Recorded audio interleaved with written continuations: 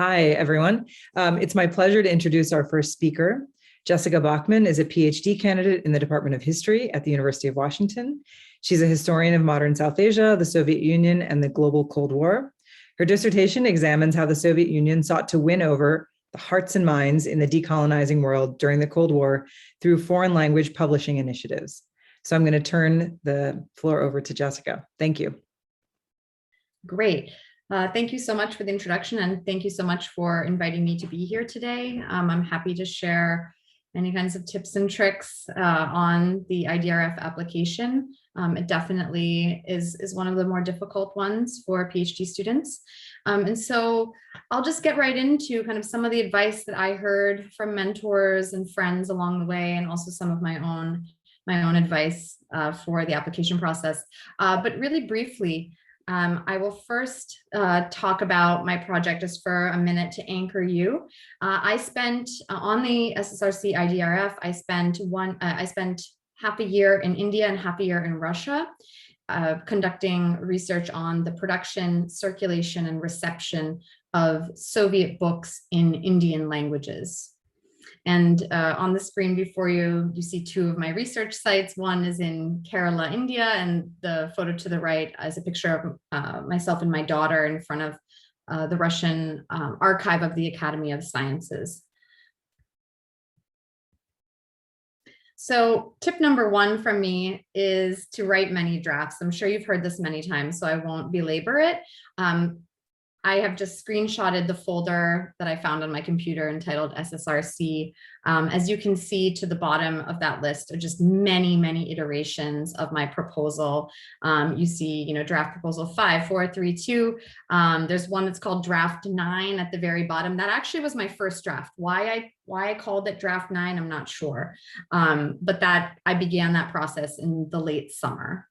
And then just kept iterating and sending my proposal out to committee members and friends for feedback until I got to the final proposal.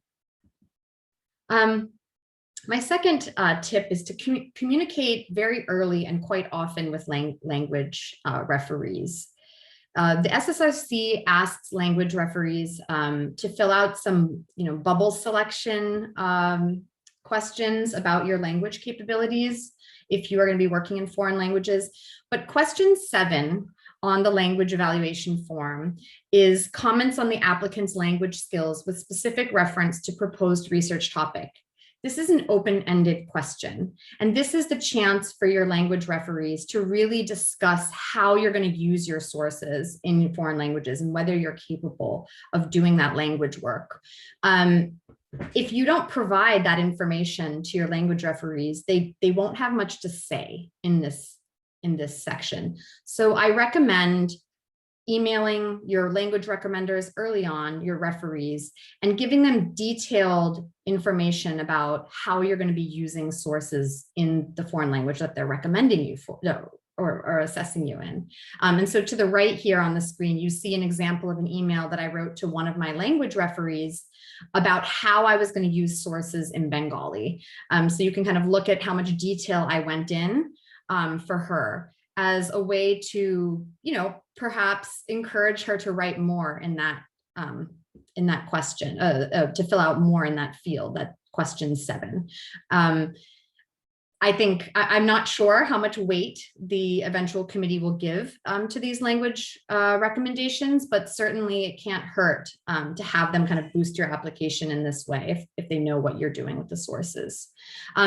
One caveat I also would like to mention is that one of my research languages was Russian, and it's a language I became fluent in undergrad. I never took any graduate coursework in Russian, but I'm also not a native Russian speaker, and so I needed a language reference.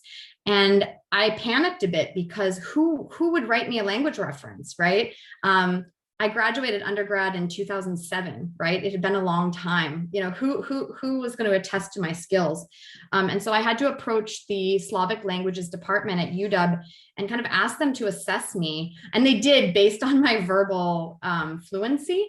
But that's something that I would just call out there in case that scenario applies to you, where you haven't taken coursework and don't know who could possibly assess your language. So something to keep in mind for early on.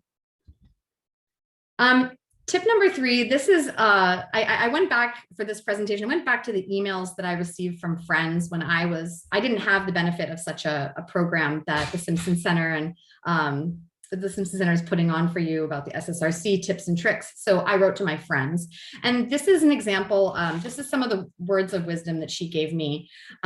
Make sure the whole narrative has inexorable logic, inexorable.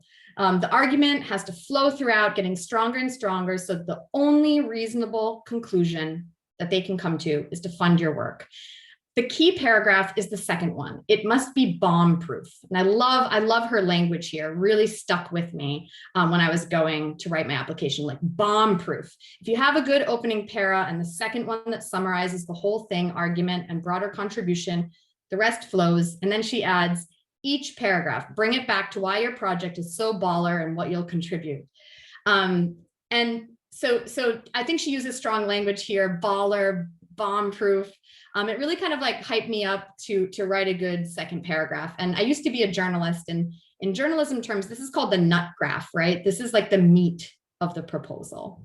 And this is a good segue to another tip number 4 that I got from a reviewer, a committee member who reviewed my proposal.